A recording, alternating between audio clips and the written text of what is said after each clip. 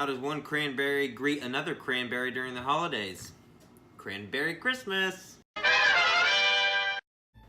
Good evening, everyone. We are back in the kitchen with Kade at the Mount Vernon Inn. This is going to be episode 3. Now, with Christmas 2 days away, I chose cranberries today because they're bright, they're red, they're festive, they pop you with the sweet and the sour tartness.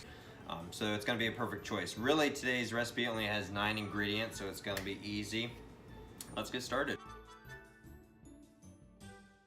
Alright, I've showed you the ingredients, so I'm going to go ahead and put together the dry ones. I have the 1 3/4 cup flour. We're going to do half a teaspoon of salt. I'm going to do 1/4 teaspoon of baking soda. Why didn't Rudolph get a good report card? Because he went down in history. And then 1.5 teaspoons baking powder. Now I'm gonna whip that all together and whisk rather, and then I'm gonna create a well and we're gonna start incorporating our wet ingredients. I have the well created in the flour. Now I'm gonna use a separate bowl and we're gonna mix all the wet ingredients together, and then I'm gonna just pour all of that into the flour. What did one snowman say to the other snowman? Do you smell carrots? For the wet ingredients, I have 1 egg beaten. Help get it out of there. I'm going to do 1/2 cup of maple syrup. This is local maple syrup. Keep it local if you can. I have 1/2 cup of whole milk. Pour that in there. And then just 1/4 cup of butter. Now I'm gonna blend that together a little bit, and then like I said, we just pour it right into the flour well. Why are Christmas trees so fond of the past? Because the present's beneath them.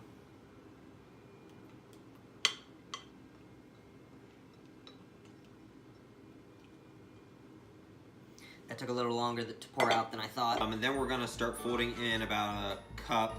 I'm adding a little bit, so about 1 cup of the chopped cranberry. Side note, when you work with cranberries, be sure to freeze them first, because otherwise you just have red juices everywhere and they're sort of harder to work with. So I always freeze mine first.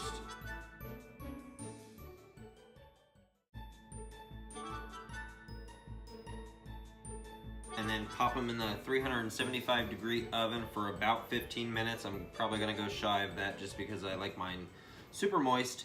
What do you call a reindeer with no eyes? No idea.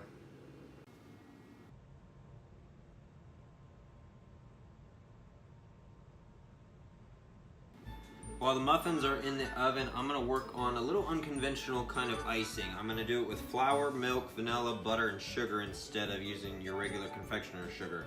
So I'm gonna heat up the milk and the flour until it becomes a thick consistency, and then once it cools, I'm gonna add the sugar, the butter, and the vanilla, and that'll kind of give me a frothy type of icing to top our muffins with. What do you call Santa's helpers?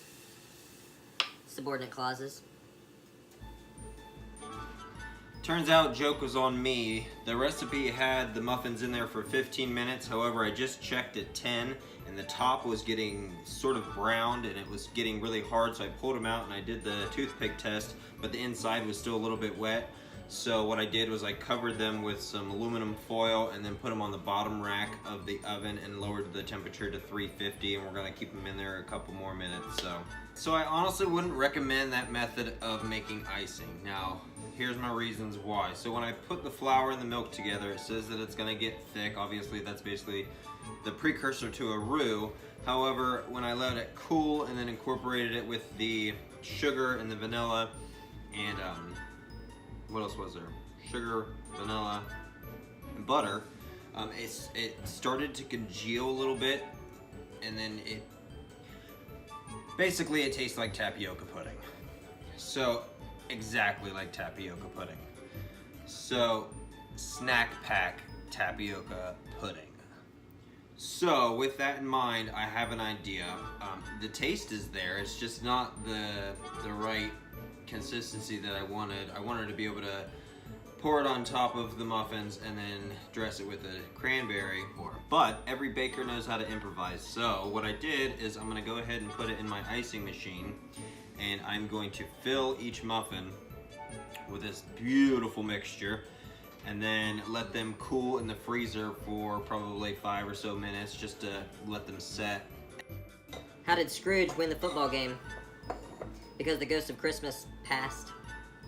I just tasted the muffins. They are absolutely amazing. They are really tart and tangy from the cranberries, so when you take a bite you get the sweetness and the softness from the cream cheese filling, the icing, that tapioca that we made, and then you just get punched right in the face with a cranberry.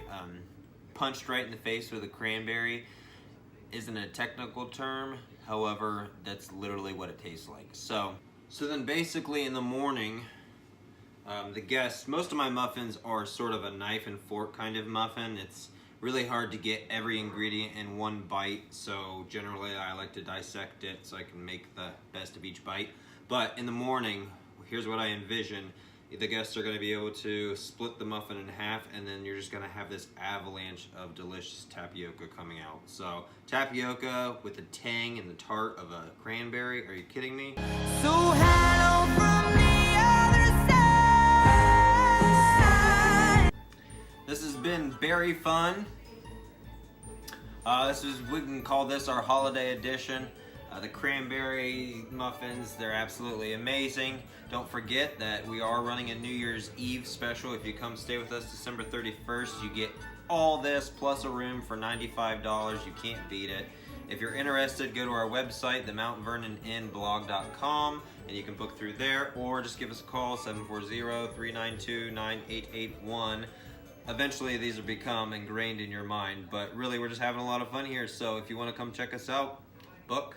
I feel like I just won the lottery with these muffins, so what do you call an elf that just won the lottery? Well, Elfie!